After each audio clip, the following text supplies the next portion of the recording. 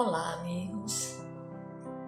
Que a paz de Jesus possa nos envolver, trazendo-nos discernimento e serenidade, preparando-nos para mais uma oportunidade de beber na fonte fecunda do conhecimento superior, trazido até nós pela solidariedade do benfeitor Emmanuel e do inesquecível irmão Chico Xavier. Nesta oportunidade, falamos da obra O Consolador, que é o objeto do nosso estudo. Na semana passada, nós concluímos as questões referentes à iluminação no ambiente da filosofia.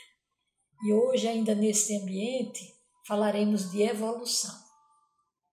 Compreendendo a evolução como um processo gradual de desenvolvimento biológico e espiritual, lembramos que a ciência limita o entendimento da evolução à vida no plano físico. Já o Espiritismo considera também a existência no plano espiritual. E nós iniciaremos esse novo tema com a fala do espírito Lameira de Andrade, retirada da mensagem intitulada Na Experiência Atual, através da psicografia de Valdo Vieira e constante do livro Ideal Espírita. A evolução é a transição do ser da condição de escravo à condição de senhor do próprio destino. Almas milenarmente necessitadas, somos agora discípulos do bem.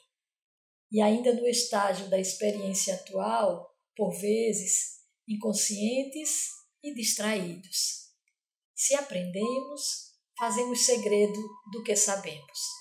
Se ganhamos, erguemos o monopólio do que temos. Se nos emocionamos, disfarçamos o que sentimos em prejuízo dos semelhantes. Por isso, frequentemente, nossos espíritos, cegos, não veem as bênçãos da providência. Surdos, não ouvem as vozes que cascateiam da altura. Mudos, não confessam as próprias faltas. Cumpre-nos considerar, entretanto, que ninguém adita 1 milímetro de imperfeição perene à obra imperecível de Deus, da qual participamos inevitavelmente, desde que fomos criados, porquanto toda manifestação impura tem a duração de um átimo à frente da eternidade.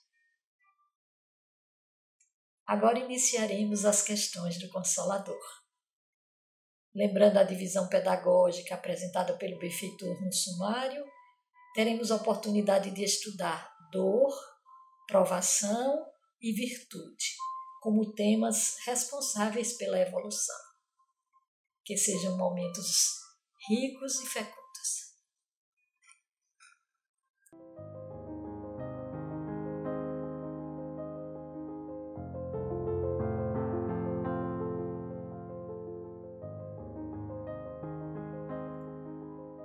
Iniciamos com a questão 239.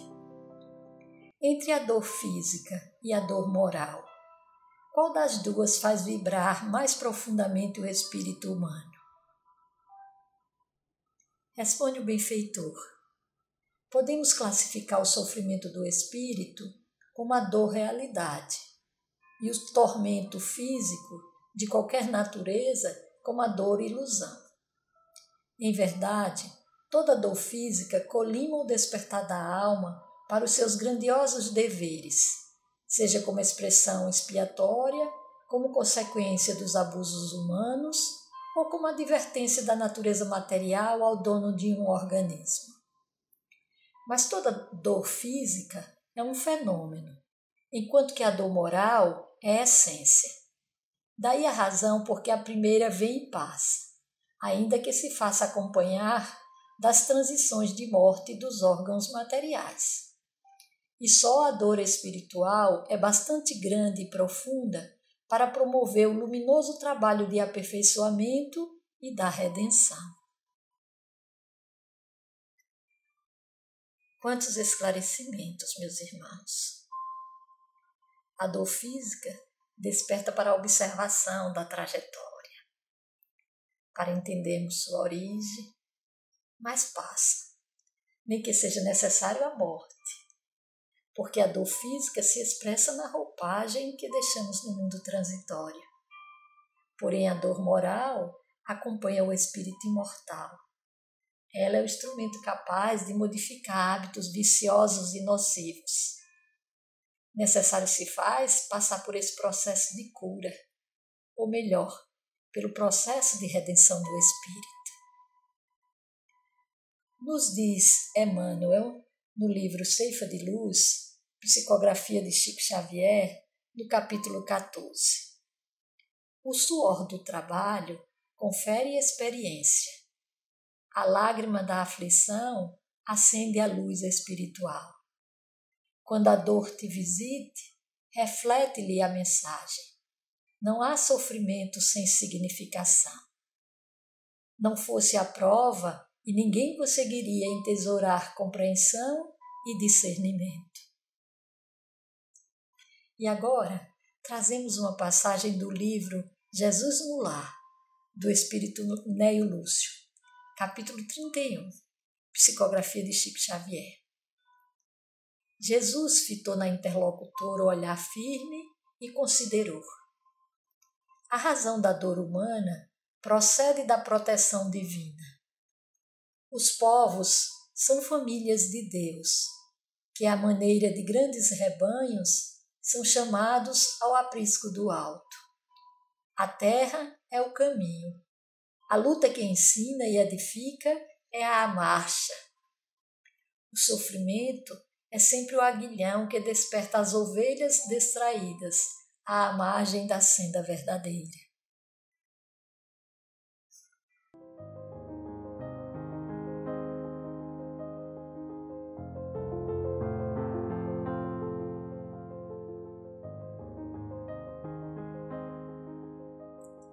Questão 240. De algum modo, pode-se conceber a felicidade na Terra? Responde o mentor. Se todo espírito tem consigo a noção da felicidade, é sinal que ela existe e espera as almas em alguma parte. Tal como sonhada pelo homem do mundo, porém, a felicidade não pode existir por enquanto na face do orbe, porque, em sua generalidade, as criaturas humanas se encontram intoxicadas e não sabem contemplar a grandeza das paisagens exteriores que as cercam no planeta. Contudo, importa observar que é no globo terrestre que a criatura edifica as bases da sua ventura real, pelo trabalho e pelo sacrifício, a caminho das mais sublimes aquisições para o mundo divino de sua consciência. Nos reportando ao Livro dos Espíritos. Questão 920. Pode o homem gozar de completa felicidade na Terra? Respondem os benfeitores espirituais, instrutores da humanidade. Não. Por isso que a vida lhe foi dada como prova ou expiação. Dele, porém, depende a suavização de seus males e o ser tão feliz quanto possível na Terra. Questão 921. Concebe-se que o homem será feliz na Terra quando a humanidade estiver transformada. Mas enquanto isso não se verifica, poderá conseguir uma felicidade relativa? O homem é quase sempre o obreiro da sua própria infelicidade. Praticando a lei de Deus, a muitos males se forrará e proporcionará a si mesmo felicidade tão grande quanto comporte a sua existência grosseira. Buscando material na obra de Joana de Ângeles, encontramos no livro Estudos Espíritas, no capítulo 17, que tem como título Felicidade. Situando no amar ao próximo como a si mesmo a pedra fundamental da felicidade, o Cristo condiciona a existência humana ao supremo esforço do labor do bem em todas as direções e latitudes da vida, dirigido a tudo e todos, e elucida que cada um possui o que doa. A felicidade é o bem que alguém proporciona ao seu próximo. O eu se anula, então, para que nasça a comunidade equilibrada, harmônica e feliz. A alegria de fazer feliz é a felicidade em forma de alegria. Construída nas bases da renúncia e da abnegação, a felicidade não é imediata, fugaz, arrebatadora e transitória.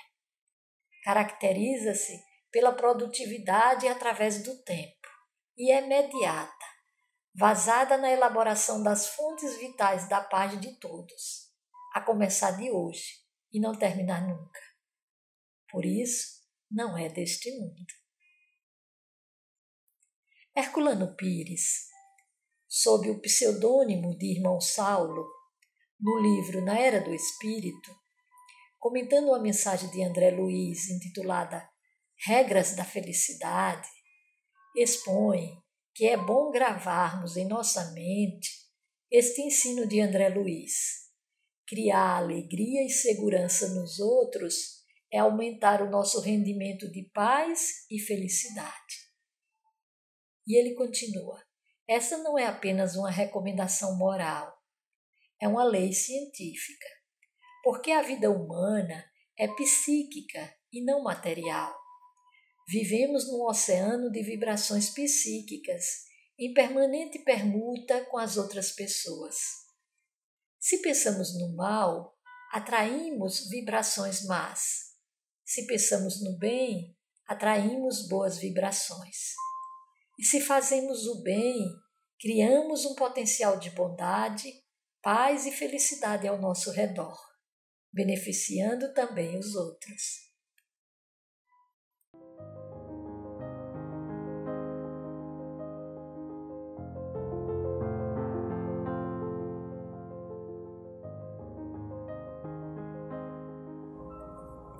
Questão 241. Onde o maior auxílio para nossa redenção espiritual?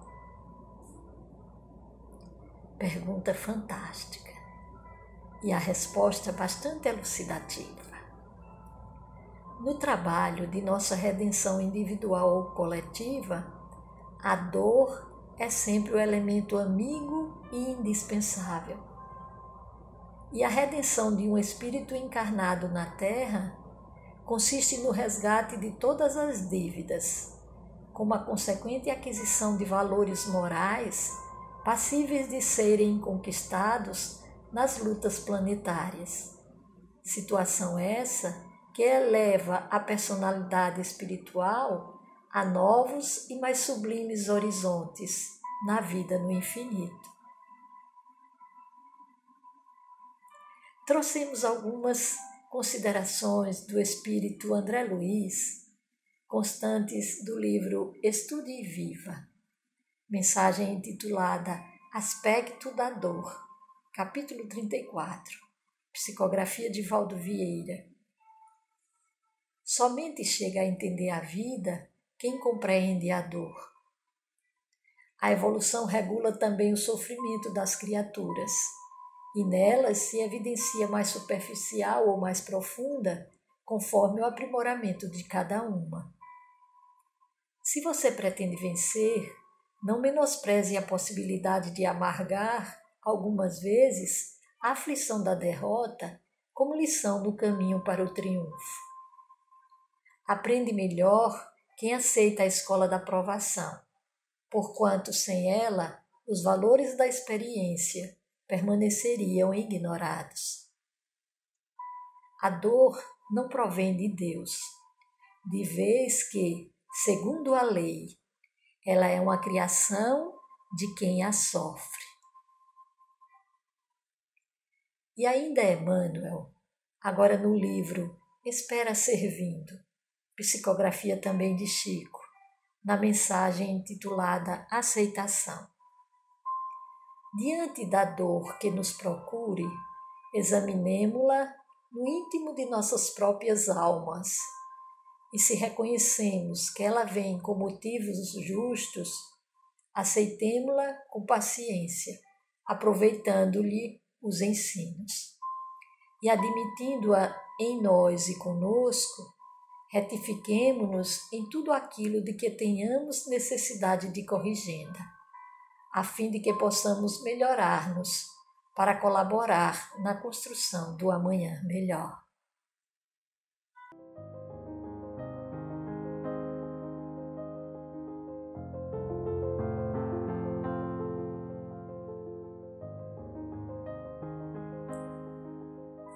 Questão 242. Por que o Evangelho não nos fala das alegrias da vida humana? Responde o benfeitor.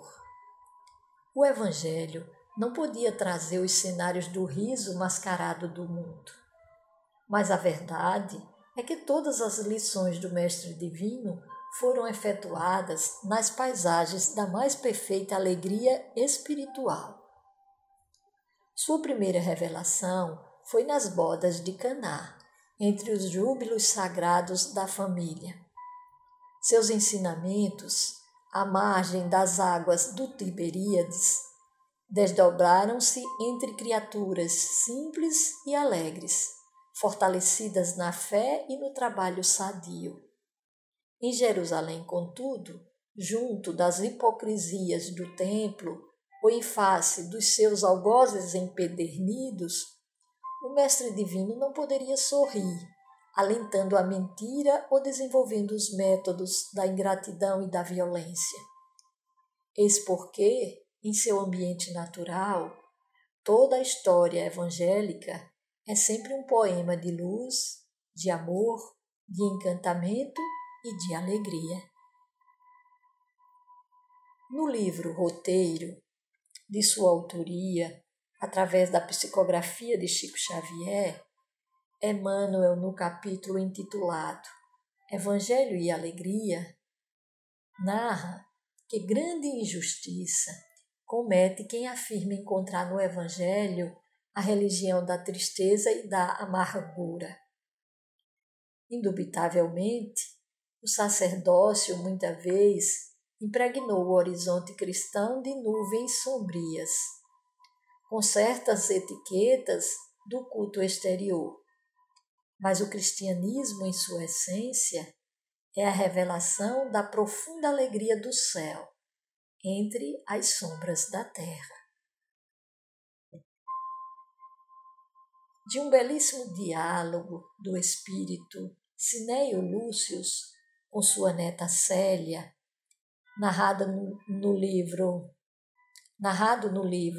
50 anos depois de Emmanuel, psicografia de Chico Xavier, no capítulo 3º da segunda parte, nós coletamos: todas as dores passam como a vertigem dos relâmpagos, ou como os véus da neblina desfeitos ao sol.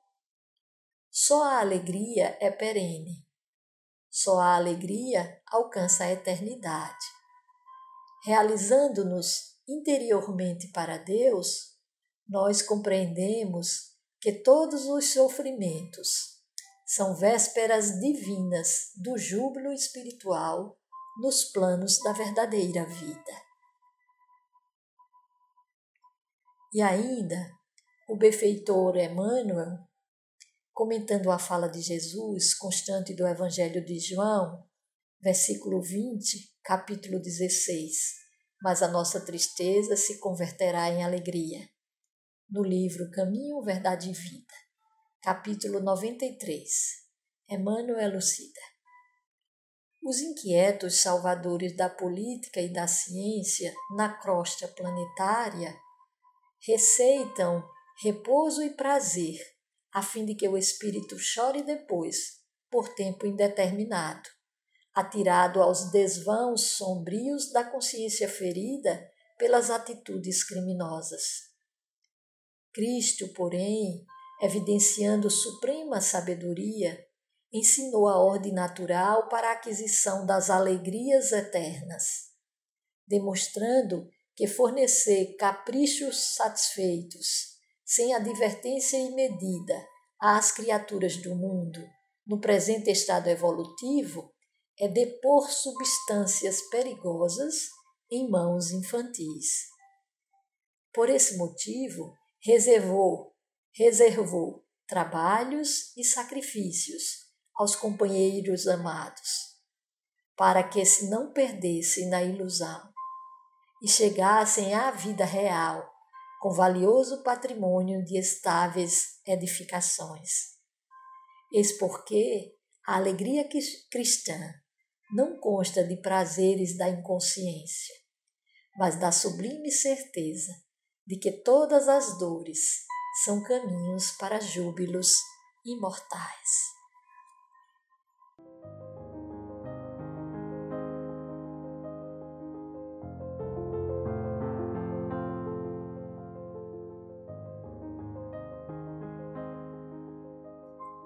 Questão 243. Todos os espíritos que passaram pela Terra tiveram as mesmas características evolutivas no que se refere ao problema da dor? Responde Emmanuel. Todas as entidades espirituais encarnadas no orbe terrestre são espíritos que se resgatam ou aprendem nas experiências humanas após as quedas do passado, com exceção de Jesus Cristo, fundamento de toda a verdade neste mundo, cuja evolução se verificou em linha reta para Deus, e em cujas mãos angélicas repousa o governo espiritual do planeta, desde os seus primórdios. Estejamos bem atentos a essa resposta do benfeitor. Todos os espíritos encarnados na Terra já caíram no passado, estão em expiação ou aprendendo após a queda. Exceção apenas de Jesus, que teve uma trajetória imaculada e que, já como espírito puro, foi o responsável pela formação da Terra e é o condutor de sua coletividade planetária. É ele o verbo do princípio. Vejamos como Emmanuel o descreve no livro A Caminho da Luz, no capítulo 1, no item O Verbo na Criação Terrestre. A ciência do mundo não lhe viu as mãos augustas e sábias na intimidade das energias que vitalizam o organismo do globo. Substituíram-lhe a providência com a palavra natureza, em todos os seus estudos e análises da existência. Mas o seu amor foi o verbo da criação do princípio, como é e será a coroa gloriosa dos seres terrestres na imortalidade sem fim. E vejamos como Santo Agostinho, no Evangelho segundo o Espiritismo, no capítulo 3, item 15, elucida a finalidade da Terra e a condição da maioria de seus habitantes, porque a minoria é estado selvagem ou semi-selvagem em aprendizado.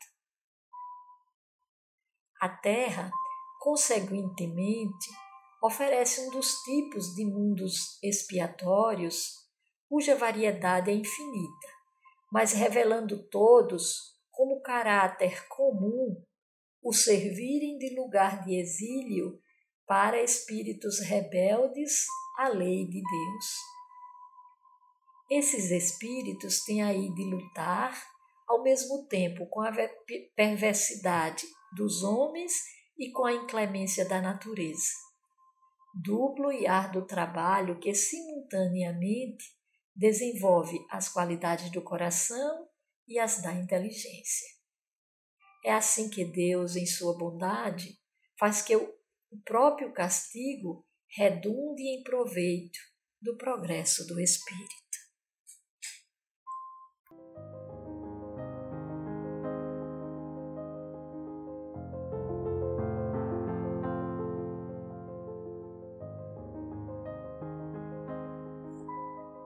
Questão 244. Existem lugares de penitência no plano espiritual? E acaso poderá haver sofrimento eterno para os espíritos inveterados no erro e na rebeldia? E a resposta de Emmanuel: considerando a penitência em sua feição expiatória, existem numerosos lugares de provações na esfera para a voz invisível, destinados à regeneração e preparo de entidades perversas ou renitentes no crime, a fim de conhecerem as primeiras manifestações do remorso e do arrependimento, etapas iniciais da obra de redenção. Quanto à ideia do sofrimento eterno, se houvesse espíritos eternamente inveterados no crime, haveria para eles um sofrimento continuado, como seu próprio erro. O pastor, porém, não quer se perca uma só de suas ovelhas. Dia virá em que a consciência mais denegrida experimentará no íntimo a luz radiosa da alvorada de seu amor. Vamos visitar o livro Céu e Inferno da Codificação Espírita, no capítulo 7º da primeira parte, que trata das penas futuras segundo o Espiritismo, mais especificamente do Código Penal da vida futura. A alma ou espírito sofre na vida espiritual as consequências de todas as imperfeições que não conseguiu corrigir na vida corporal. O seu estado, feliz ou infeliz, é inerente ao seu grau de pureza ou impureza. A completa felicidade prende-se à perfeição, isto é, à purificação completa do espírito.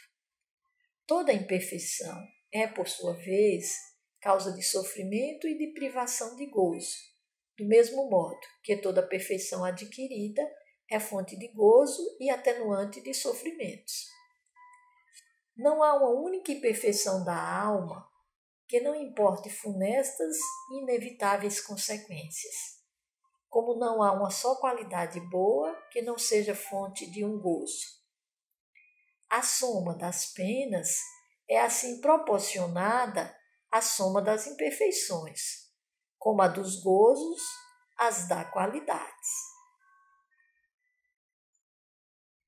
Dependendo do sofrimento da imperfeição, como o gozo da perfeição, a alma traz consigo o próprio castigo ou prêmio, onde quer que se encontre, sem necessidade de lugar circunscrito. O inferno está por toda parte em que haja almas sofredoras, e o céu, igualmente, onde houver almas felizes. Como o espírito tem sempre o livre-arbítrio, o progresso por vezes se lhe torna lento e tenaz a sua obstinação no mal. Nesse estado pode persistir anos e séculos, vindo por fim um momento em que a sua contumácia se modifica pelo sofrimento e, a despeito de sua jactância, reconhece o poder superior que o domina. Então, desde que se manifestam os primeiros vislumbres de arrependimento, Deus lhe faz entrever a esperança. Espírito algum existe incapaz de nunca progredir, votado à eterna inferioridade, o que seria a negação da lei de progresso, que providencialmente rege todas as criaturas.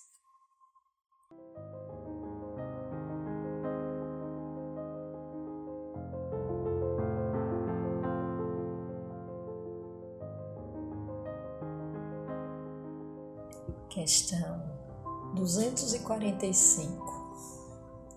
Se é justo esperarmos no decurso do nosso roteiro de provações na terra por determinadas dores, devemos sempre cultivar a prece? E a resposta do benfeitor: a lei das provas é uma das maiores instituições universais para a distribuição dos benefícios divinos. Precisais compreender isso, aceitando todas as dores com nobreza de sentimento. A prece não poderá afastar os dissabores e as lições proveitosas da amargura, constantes do mapa de serviços que cada espírito deve prestar na sua tarefa terrena. Mas deve ser cultivada no íntimo, como a luz que acende para o caminho tenebroso, ou mantida no coração como alimento indispensável que se prepara de modo a satisfazer a necessidade própria na jornada longa e difícil. Porquanto a oração sincera estabelece a vigilância e constitui o maior fator de resistência moral, no centro das provações mais escabrosas e mais rudes. Visitando ainda as obras da codificação, agora no Livro dos Espíritos, na questão 663, encontramos na fala dos benfeitores: a prece traz para junto de vós os bons espíritos, e dando-vos estes a força de suportar as provas corajosamente, menos rudes elas vos parecem. Temos dito que a prece nunca é inútil, quando bem feita, porque fortalece aquele que ora, o que já constitui grande resultado. E no Evangelho segundo o Espiritismo, no capítulo 27, no item Eficácia da Prece. Há quem conteste a eficácia da prece como fundamento no princípio de que, conhecendo Deus as nossas necessidades, inútil se torna expor-las. E acrescentam os que assim pensam que, achando-se tudo no universo encadeado por leis eternas, não podem as nossas súplicas mudar os decretos de Deus. Em geral, o homem apenas vê o presente. Ora, se o sofrimento é de utilidade para a sua felicidade futura, Deus o deixará sofrer, como o cirurgião deixa que o doente sofra as dores de uma operação que lhe trará a cura. O que Deus lhe concederá sempre, se ele o pedir com confiança, é a coragem, a paciência, a resignação. Também lhe concederá os meios de se tirar por si mesmo das dificuldades, mediante ideias que lhe serão sugeridas pelos bons espíritos, deixando-lhes dessa forma o mérito da ação. Ele assiste os que se ajudam a si mesmos, de conformidade com esta máxima: ajuda-te, que o céu te ajudará, e não aqueles que tudo esperam de um socorro estranho, sem fazer uso das faculdades que possui. Entretanto, as mais das vezes, o que o homem quer é ser socorrido por milagre, sem despender o mínimo esforço. Quanto material para nossa reflexão. Vamos tentar fazê-la, não é? Concluiremos por hoje, encerrando o tema dor como processo evolutivo. E na próxima oportunidade, falaremos especificamente de provação.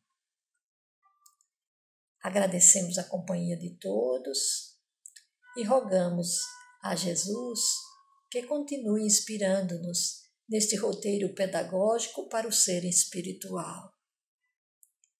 Muita paz e luz a todas as consciências terrenas. Até a próxima semana.